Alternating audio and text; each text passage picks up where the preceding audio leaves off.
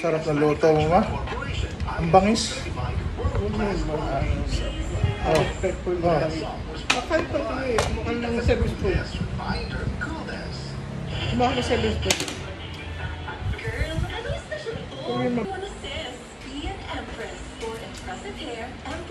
Parang si Pacquiao matatalo sa linggo kasi parang nakita ng mga fans ma-dominate ni Pacquiao si Barrios duguan tapos bigla siya matsambahan. Pag nakita niyang groggy tapos yung pala set up lang yung patibong ni Barrios mag-groggy para ihanda niya yung pamatay niyang suntok. Pag sumugod na si Pacquiao ng final shot, doon naman bumirada si Barrios. Parang magkakasalubong. Tapos si Pacquiao doon tutumba, syempre matanda na. Parang gano'n na nakita nilang tema sa Sabado. Lamang na si Pacquiao, mananalo na si Pacquiao, nasingitan.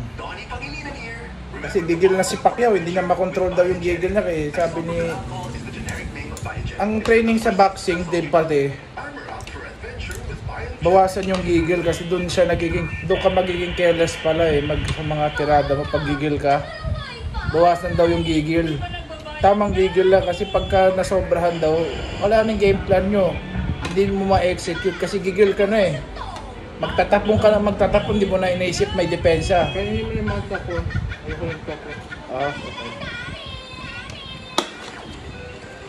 Kaya si Bong Revilla ang swerte ni Bong Revilla, binigyan siya ng ticket ni Pacquiao. Hindi siya magbabayad. Sa Amerika? Oo, nanonood sa ringside. Libre na siya ni Pacquiao sa ticket, pati pamilya niya.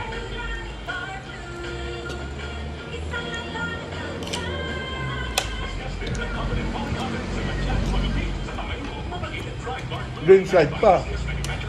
Ringside sila manonood. Beauty pageants at triathlons ang buhay ko. Buwis na kapag naiuwi ko ang corona at medalya. I am Alexandra Faith Garcia, a beauty queen and triathlete. Adding MSC capsule into my training regimen helps me a lot, together with proper diet and exercise. Having MSC capsule is a winner for me. Dito ko bilib.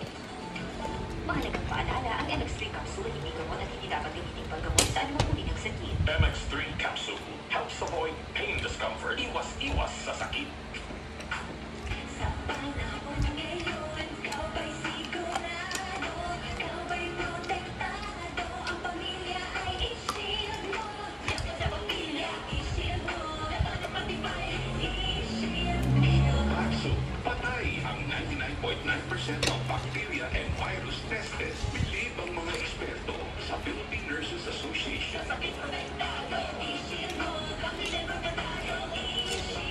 Shield Bad Soap, manufactured by ACS Manufacturing Corporation, ISO certified world-class quality. And the award goes to 93.9 IFM.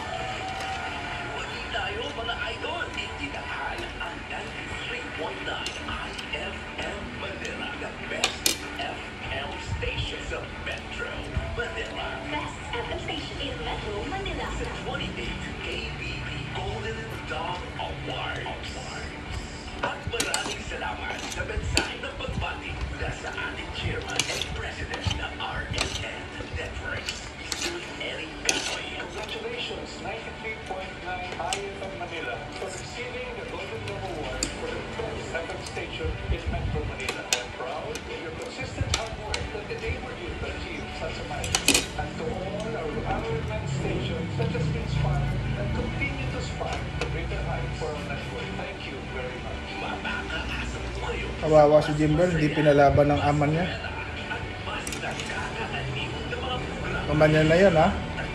Sabi ko, hindi kita kukonsinti, hindi porket ama kita, hindi hilaw ka pa, sabi niya. Hilaw pa yung anak niya. Best FM station naman Hindi kagaya ng isang bakosa, talaga may tiwala si Pacquiao eh. Itong anak niya, hindi mo lang niya binigyan ng pagkakataon eh. Sa spotlight. Anak na yun ha.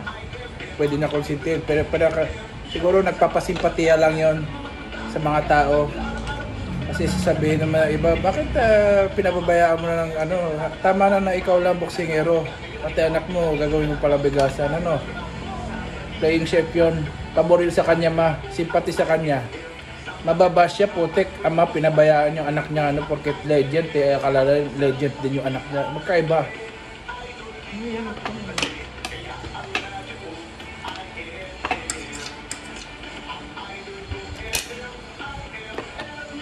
Sarap. 93.9. Ano mo kalahati? Masyado nang marami kalakan. Kahati naman tayo dyan eh. Ano nga? Gusto ko pa. Kaya nga kalahati. Marami masyado nang Hindi na nga masyado marami, konti lang din yan. Kita mo. Marami na ako nilagay sa iyo kanina. Masyado ko tataba. Hindi na nga ngayon lang yan eh, kasi ngayon lang siya nagbigay. Kukuha ka pa rin naman eh. Material. Sarap ba? Saan mo natutunan to? Sa mga internet lang to, no? Yung tofu. Pero ever since pa naman nandito tayo, alam mo na to lutuin, ano? Maski na sa Saudi tayo.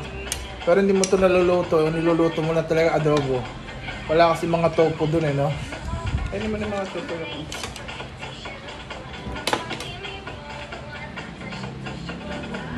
Kami nagkanin mo masyado ka na marami.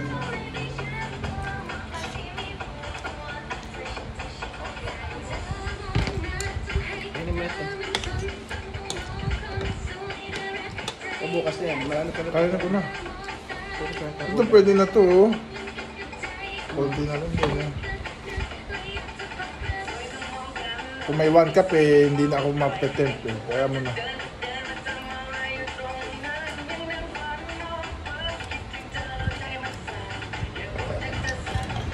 Ano mo na?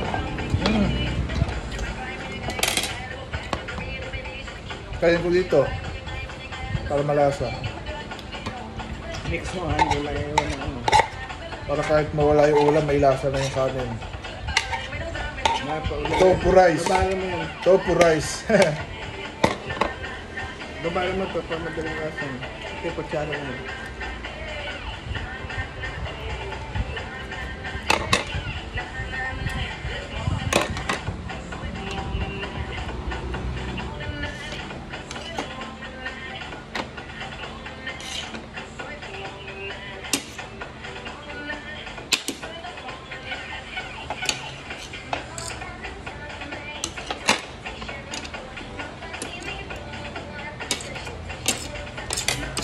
Pagkaugas ko, pupunta na ako doon. No, ito. Sabi na 4 ba siya? Di 8? 8. ano oras na pala? Oo. Mix mo muna yung ano, nandiyan na tanong kumain eh. Tapos plain rice na naman matitira. Mix mo muna maigi. Pamalasa yung pagkain mo. Pinabayaan na ako tapusin eh. Tapos matitira pa rin.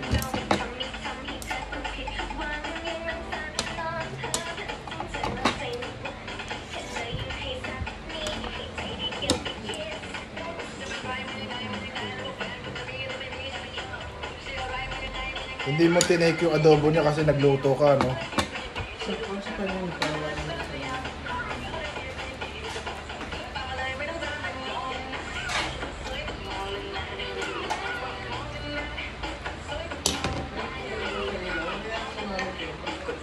Huh?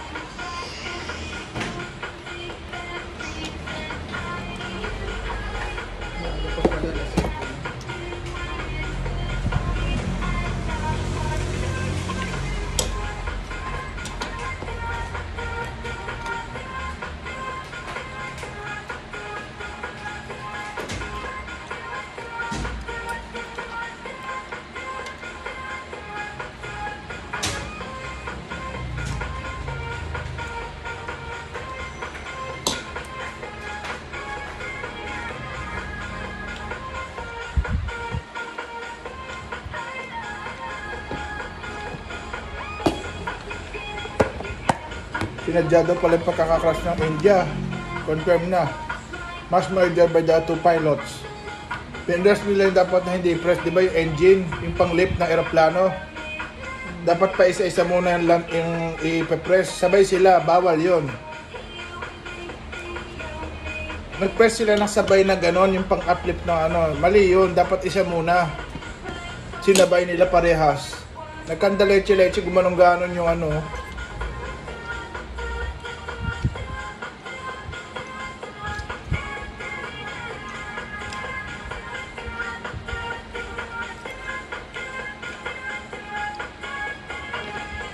Pero ang swerte ng tumalo, no? Hindi siya patay.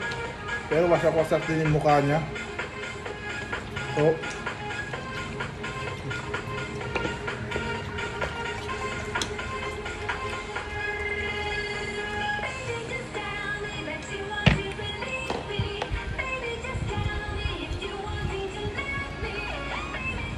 may sakit daw pala yung dalawang piloto. Medical condition.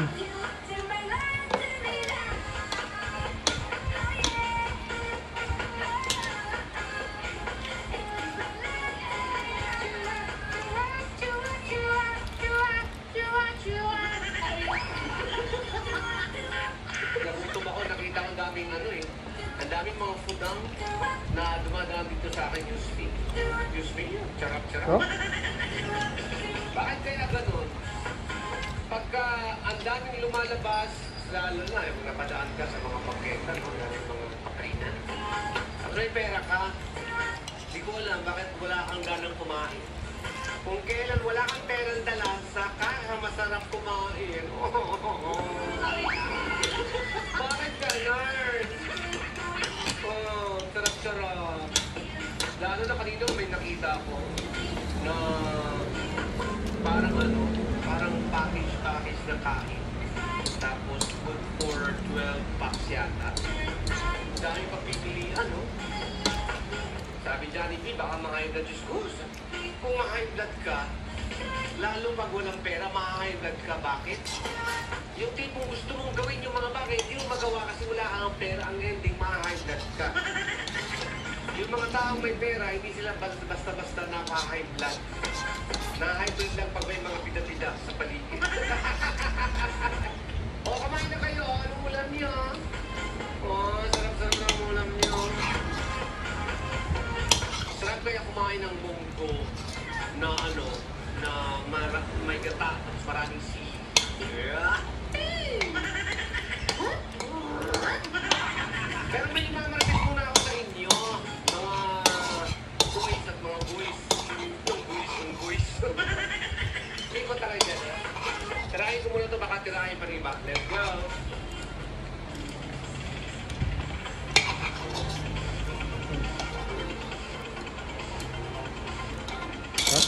Wala na akong alam mo, matalas pala naman na